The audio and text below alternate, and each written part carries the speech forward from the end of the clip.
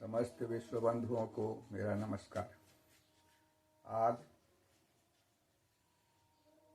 मैं श्रीमद् भगवत गीता के द्वितीय श्लोक अर्थ सहित सुनाने जा रहा हूँ, जो परम हितकारी कल्याणकारी है सबके लिए। इसे सांख्य योग या ज्ञान योग भी कहते हैं।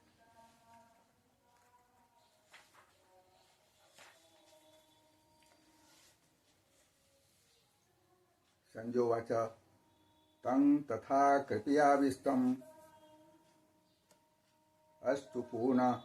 अश्रुपूर्णाकुलेक्षणम् तं तथा कृपयाविष्टम् अश्रुपूर्णाकुलेक्षणम् विषीदन्तमिदं वाक्यमुवाच मधुसूदनः।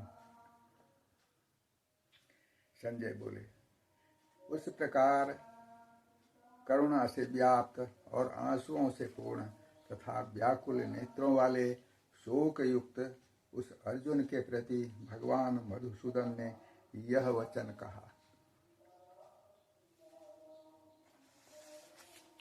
श्री भगवान वाच कुतस्त्वा कस्मलमिदं विषमे समुपस्थितम् अनार्यजुष्टम् अस्वर्गम्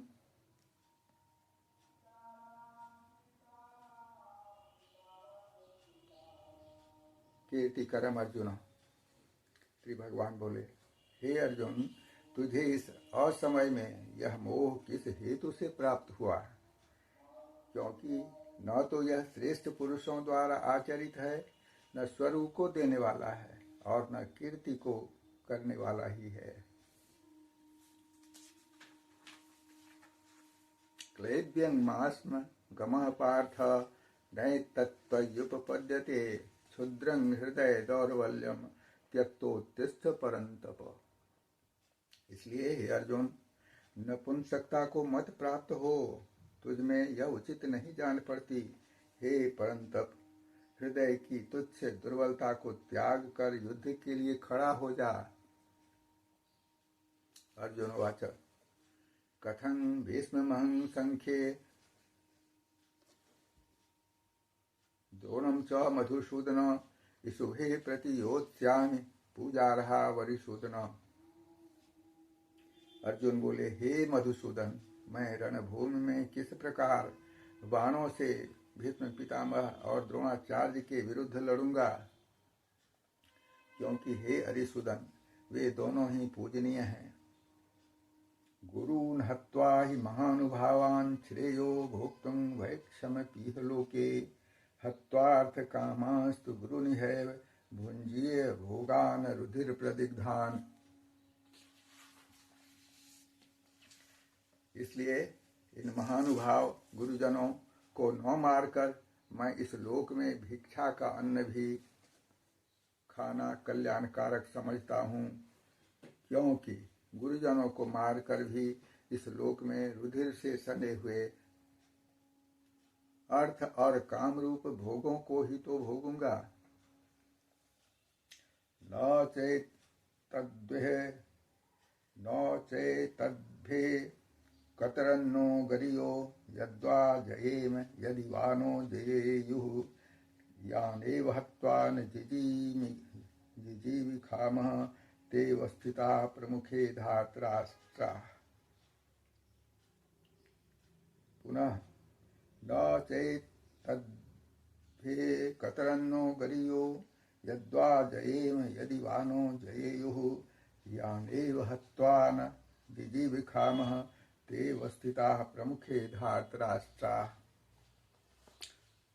हम यह भी नहीं जानते कि हमारे लिए युद्ध करना और न करना, इन दोनों में से कौन सा श्रेष्ठ है, अथवा यह भी नहीं जानते कि उन्हें हम जीतेंगे या हमको वे जीतेंगे। और जिनको मारकर हम जीना भी नहीं चाहते, वे ही हमारे आत्मीय धृतराष्ट्र के पुत्र हमारे मुकाबले में खड़े हैं।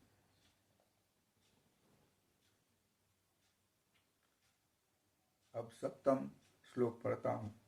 कार्पण्य दोषोपहत स्वभाव पृच्छामि त्वां धर्मसम्मूढचेताः यच्छ्रेयः स्यान्निश्चितं ब्रूहि तन्मे शिष्यस्तेऽहं साधि मां त्वां प्रपन्नम्।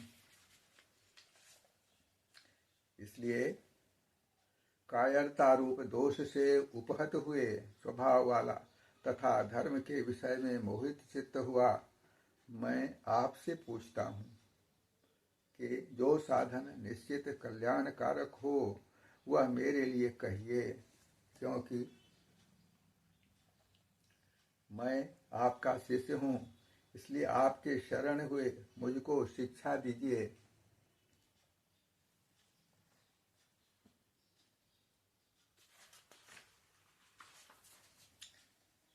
न हि प्रपश्यामि ममापनुद्याद क्षोक उच्छोषणमिन्द्रियाणाम् अवाप्य भूमावसपत्नमृद्धं राज्यं सुरानामपि चाधिपत्यम्।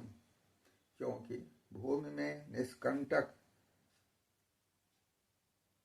धन धान्य संपन्न राज्य को और देवताओं के स्वामी पने को प्राप्त होकर भी मैं उस उपाय को नहीं देखता हूँ जो मेरी इंद्रियों के सुखाने वाले शोक को दूर कर सके। संजय उवाच एवमुक्त्वा ऋषिकेशं गुडाकेशः परन्तप न योत्स्य इति गोविन्दम् उक्त्वा तूष्णीं बभूवः।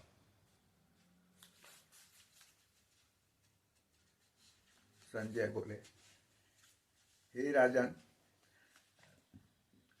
निद्रा को जीतने वाले अर्जुन अंतर्यामी श्री कृष्ण महाराज के प्रति इस प्रकार कहकर फिर श्री गोविंद भगवान से युद्ध नहीं करूंगा यह स्पष्ट कहकर चुप हो गए।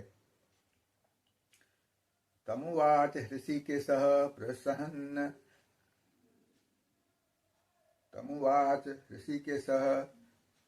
प्रहसन्निव भारत सेनयोरुभयोर्मध्ये विषीदन्तमिदं वचः। हे भरतवंशी धृतराष्ट्र,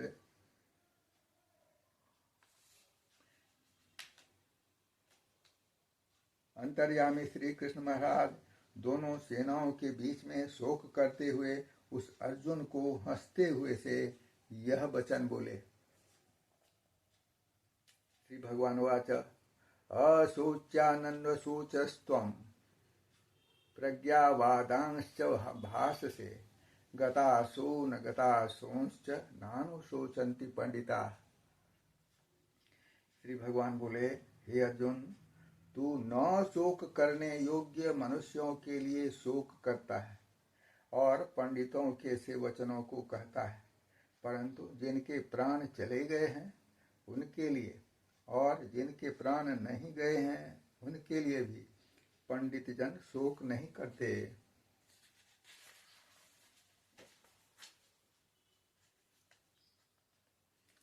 न त्वेवाहं जातुधानं न त्वं नेमे जनाधिपाः न चैव न भविष्यामः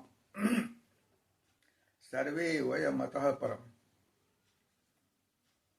न तो ऐसा ही है कि मैं किसी काल में नहीं था या तू नहीं था अथवा ये राजा लोग ही नहीं थे, और न ऐसा ही है कि इससे आगे हम सब नहीं रहेंगे। देहिनोऽस्मिन् यथा देहे कौमारं यौवनं जरा तथा देहांतर प्राप्तिर्धीरस्तत्र न मुह्यति। जैसे जीवात्मा की इस देह में बालकपन, जवानी और वृद्धावस्था होती है, वैसे ही अन्य शरीर की प्राप्ति होती है। उस विषय में धीर पुरुष मोहित नहीं होता।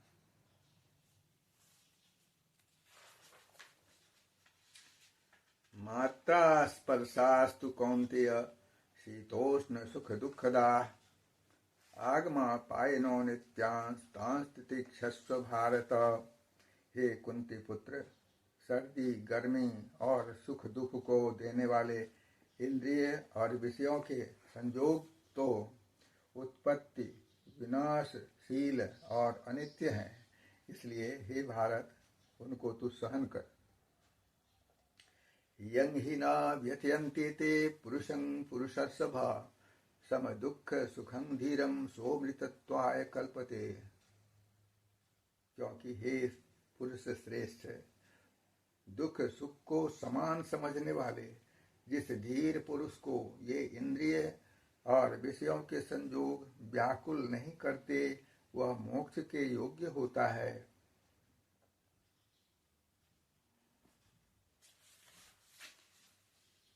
16वां श्लोक। न सतो विद्यते भावो न भावो विद्यते सतः उभयोरपि दृष्टोऽन्तः त्वनयोस्तत्त्वदर्शिभिः। असत वस्तु की तो सत्ता नहीं है और सत का भाव नहीं है। इस प्रकार इन दोनों का ही तत्वज्ञानी पुरुषों द्वारा देखा गया है। अविनाशी तो तद्विद्धि येन सर्वमिदं ततम् विनाशमव्ययस्यास्य न कश्चित् कर्तुमर्हति। नाश रहित तो तू उसको जान जिससे यह संपूर्ण जगत दृश्य वर्ग व्याप्त है। इस अविनाशी का विनाश करने में कोई भी समर्थ नहीं है।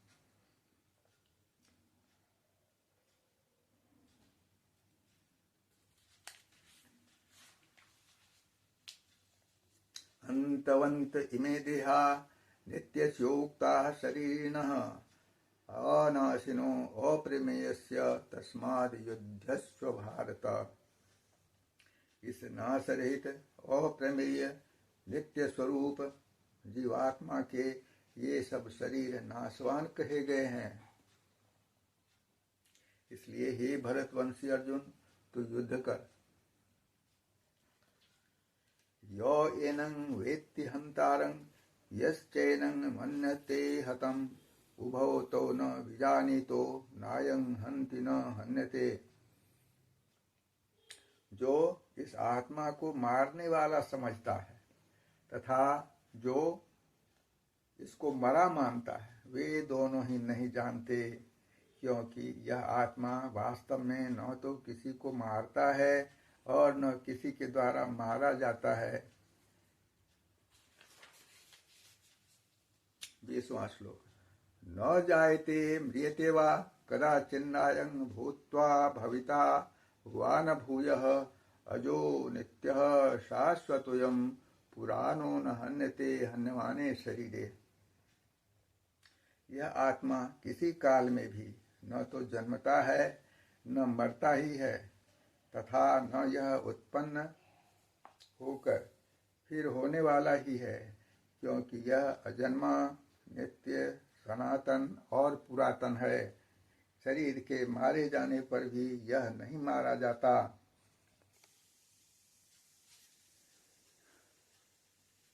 21वां श्लोक। वेदा विनाशनं नित्यं यो एनमजमव्ययम् कथं स पुरुषः पार्थ कं घातयति हन्तिकम्।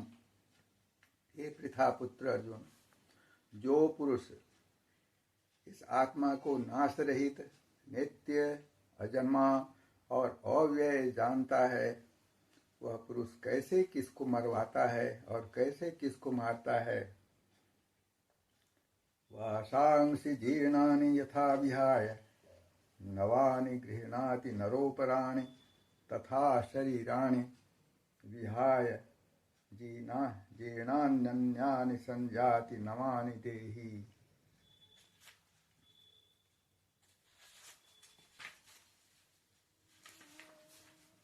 जैसे मनुष्य पुराने वस्त्रों को त्याग कर दूसरे नए वस्त्रों को ग्रहण करता है, वैसे ही जीवात्मा पुराने शरीरों को त्याग कर दूसरे नए शरीरों को प्राप्त होता है।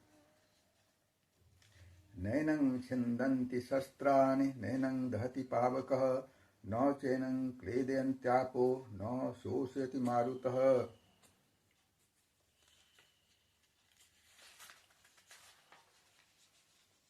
इस आत्मा को शस्त्र नहीं काट सकते, इसको आग नहीं जला सकती, इसको जल नहीं गला सकता और वायु नहीं सुखा सकता। अच्छेद्योयम अदाह्योयम अक्लेद्यो शोष्य एव च नित्यः सर्वगतः स्थाणुर्चलोयम सनातनः। क्योंकि यह आत्मा अच्छेद्य है, यह आत्मा अदाह्य, अक्लेद्य और निस्संदेह अशोष्य है, तथा यह आत्मा नित्य, सर्वव्यापी, अचल, अस्थिर रहने वाला और सनातन है।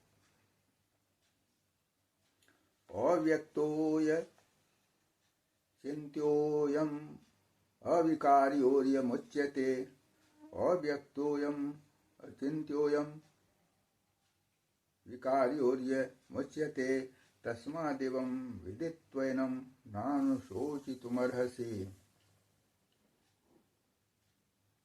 यह आत्मा अव्यक्त है, यह आत्मा अचिंत्य है और यह आत्मा विकार रहित कहा जाता है।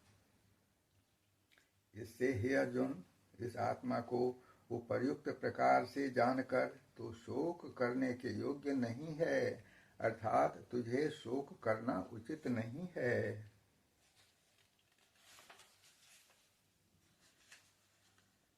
अथ चैनं नित्यजातं नित्यं वा मन्यसे मृतम्, अथ चैनं नित्यजातं नित्यं वा मन्यसे मृतम्, तथापि त्वं महाबाहो नैवं शोचितुमर्हसि। किंतु यदि तू इस आत्मा को सदा जन्मने वाला तथा सदा मरने वाला मानता हो, तो भी हे महाबाहो, तू इस प्रकार शोक करने को योग्य नहीं है।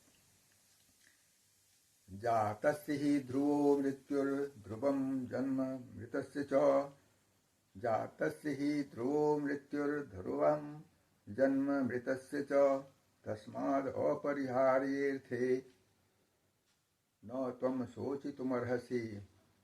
क्योंकि इस मान्यता के अनुसार जन्मे हुए की मृत्यु निश्चित है और मरे हुए का जन्म निश्चित है, इससे भी इस बिना उपाय वाले विषय में तू शोक करने को योग्य नहीं है। अव्यक्तादीनि भूतानि व्यक्तमध्यानि भारत, अव्यक्त निधनान्येव तत्र का परिवेदना। हे अर्जुन, संपूर्ण प्राणी जन्म से पहले अप्रकट थे और मरने के बाद भी अप्रकट हो जाने वाले हैं, केवल बीच में ही प्रकट हैं। फिर ऐसी स्थिति में क्या शोक करना है।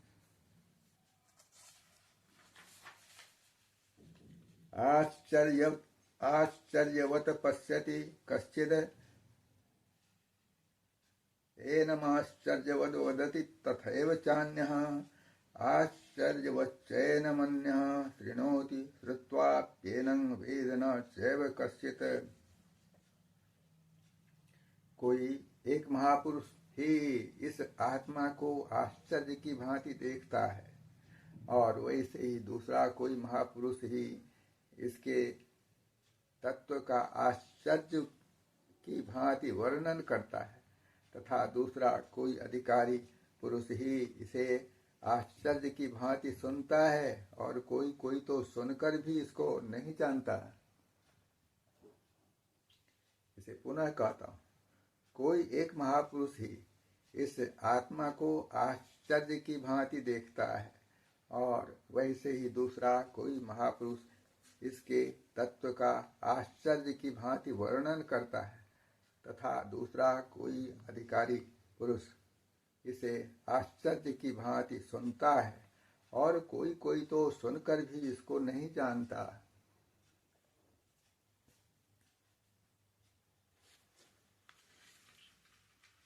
यह अतिशय महत्वपूर्ण 29वां श्लोक था। आगे बढ़ते हैं। देहि नित्यम अवध्योयम देहे सर्वस्य भारत, देहि नित्यम अवध्योयम देहे सर्वस्य भारत, तस्मात् सर्वाणि भूतानि न त्वं शोचितुमर्हसि। हे अर्जुन, यह आत्मा सबके शरीर में सदा ही अवध्य है। इस कारण संपूर्ण प्राणियों के लिए तू शोक करने को योग्य नहीं है। स्वधर्ममपि चावेक्ष्य न विकम्पितुमर्हसि। धर्म्याद्धि युद्धात् श्रेयोन्यत क्षत्रियस्य न विद्यते। स्वधर्ममपि चावेक्ष्य न विकम्पितुमर्हसि। धर्म्याद्धि युद्धात् श्रेयोन्यत क्षत्रियस्य न विद्यते। तथा अपने धर्म को देखकर भी तू भय करने योग्य नहीं है, यानी तुझे भय नहीं करना चाहिए, क्योंकि क्षत्रिय के लिए धर्मयुक्त युद्ध से बढ़कर दूसरा कोई कल्याणकारी कर्तव्य नहीं है। यदृच्छया चोपपन्नं स्वर्गद्वारं पावृतं सुखिनः क्षत्रियाः पार्थ लभन्ते युद्धमीदृशम्। हे पार्थ, अपने आप प्राप्त हुए और खुले हुए स्वर्ग के द्वार रूप इस प्रकार के युद्ध को भाग्यवान क्षत्रिय लोग ही पाते हैं।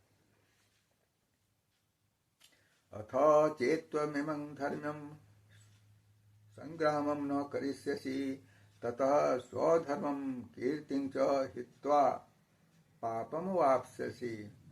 किंतु यदि तू इस धर्मयुक्त युद्ध को नहीं करेगा तो स्वधर्म और कीर्ति को खोकर पाप प्राप्त होगा। अकीर्तिं चापि भूतानि कथयिष्यन्ति ते व्ययां संभावितस्य चाकीर्तिर्मरणादिति रिच्यते। तथा सब लोग तेरी बहुत काल तक रहने वाली अपकीर्ति का भी कथन करेंगे और माननीय पुरुष के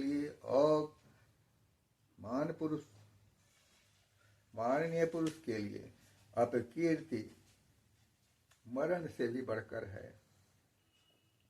भयाद्रणादुपरतं मन्स्यन्ते त्वां महारथा येखां च त्वं बहुमतो भूत्वा यास्यसि लाघवम्।